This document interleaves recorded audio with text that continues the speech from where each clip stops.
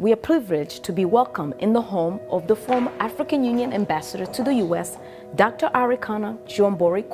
We will be discussing development, security, and the state of the African women. Welcome to the conversation. IMF, World Bank, all other institutions, they make African countries jump through hoops. Loans will never be able to pay.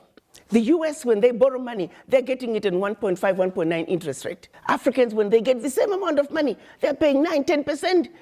The people who don't need a break, they get a break. The ones who need a break, they don't get a break. The sheer survival of the World Bank, IMF, is based on the fact that African countries and many other developing countries do not succeed.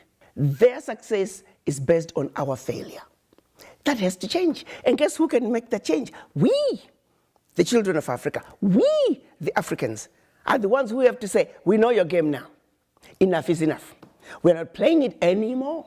And this is where the diaspora come in. There are more Ghanaian doctors in New York City than in the entire country of Ghana. There are more Nigerian doctors in LA than in the entire country of Nigeria. So let's be serious here. What Africa needs is capacity, capacity, capacity. And that capacity is in the diaspora. So it behooves us to bring the diaspora together. Let them understand what is really going on in our Africa. Diaspora are not going home. Diaspora are angry about Africa because they are not understanding the root cause of why Africa is where it is today. They think getting rid of a president will take care of the problem. Far from it. That president is just going to be replaced by another one who is going to equally suffer from the same difficult environment to work in.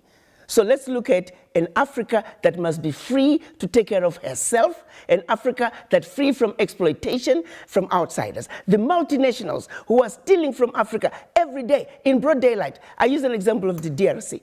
If you ever fly very low over the DRC, you'll see tarmacs in the jungle. You'll see 747s flying into DRC, picking up minerals and flying right out. The same multinationals are responsible for arming young people and giving them MK-16s. Because why? Their satellites in the skies are telling them where that village is. There are lots of diamonds. So what do? Arm young people, drag them up, and send them to go chop off a few heads. The rest of the village runs away, so they come behind and do their illegal mining. We black people must understand what is really going on. Because what we are shown instead is, oh, look at those Africans killing each other. There are some serious games that have been played in Africa for far too long.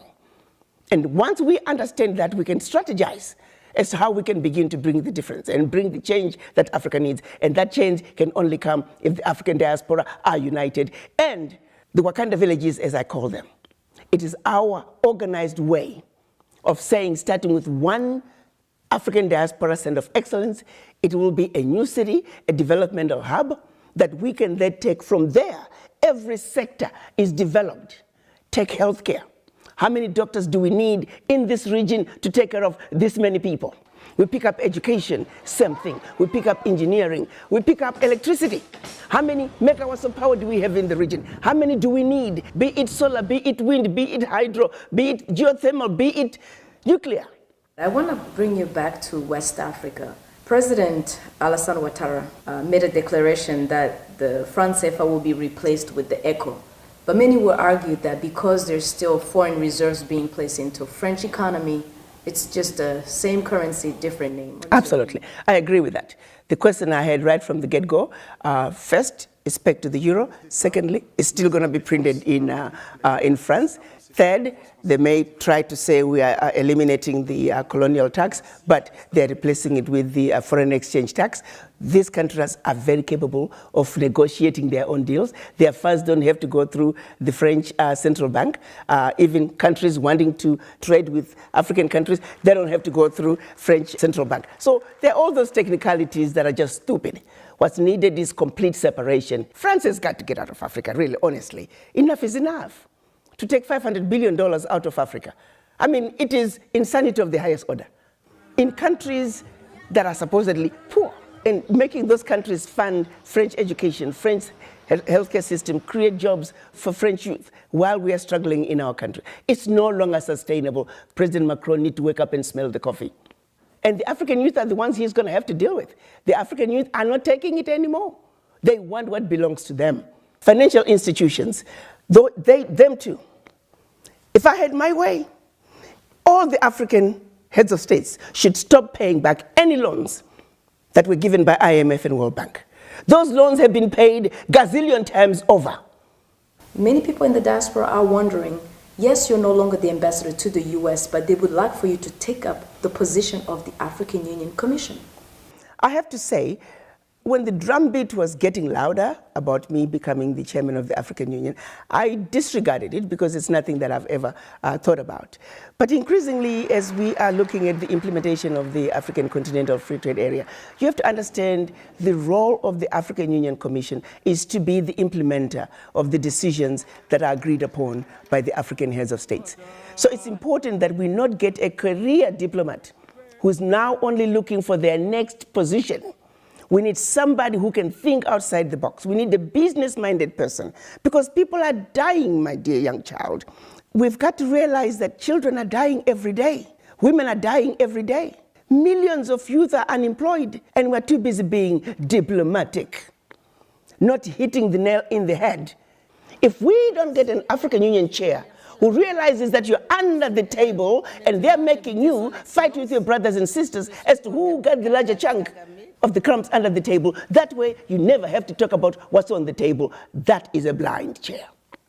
We need somebody who gets it. I do know that there's a need for major disruption at the African Union level. If I were to become chair of the African Union, I want to bring disruption. As we look at the African woman today, when we seek for crucial areas where she can be empowered and enabled, where should we focus? Should we focus in land right for economic freedom, or should we focus on them being in leadership positions for decision-making process? First of all, in order for the African woman to move forward, it starts with the mind. Women in general, actually, we have a tendency to just apologize and we just don't think we're quite able to get there. Granted, our challenges are real. Let's make a commitment to say we will succeed. Nobody is superior to us. We will get the job done. Let's find strength within each other that we are going to take care of ourselves. We're taking care of our neighborhoods, we're taking care of our homes, we're taking care of our Mother Africa. That commitment and that change of mindset, once we have the change of mindset, the game is over.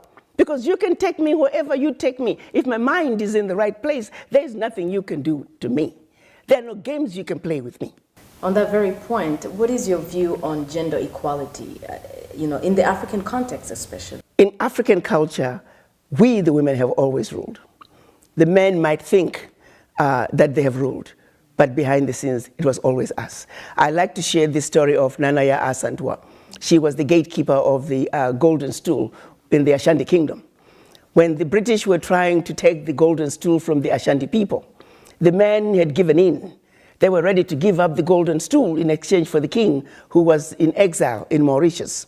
But you got to understand that the golden stool is where the spirit of the Ashanti people is housed.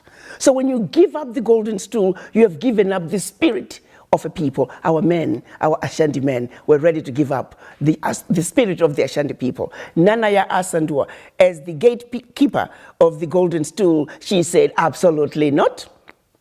And let me paraphrase her speech. She said, I shall call upon all my female sisters. We will pick up arms and we will fight the British till the last one of us is down. We then picked up arms, organized, and they fought the British and defended the golden stool. That is the power that the African woman has. Madam Ambassador, Our Voices is a show that brings the women's voices at the table. What is your message to them today? My message to the African woman is to say, you, the African woman, without you, there would not be any other races. And for that reason, you have a very important role to play in the world affairs. Once you understand that, take your role. No one should ever make you feel inferior. As mothers, as grandmothers, as sisters, as nieces, let's come together and let not only our husbands and our brothers and our uncles, no, we need to work together as equals because it's going to take all of us working together to make our Africa what we want it to be. Madam Ambassador Arikana, thank you so much. We much appreciate it. Thank you for having me.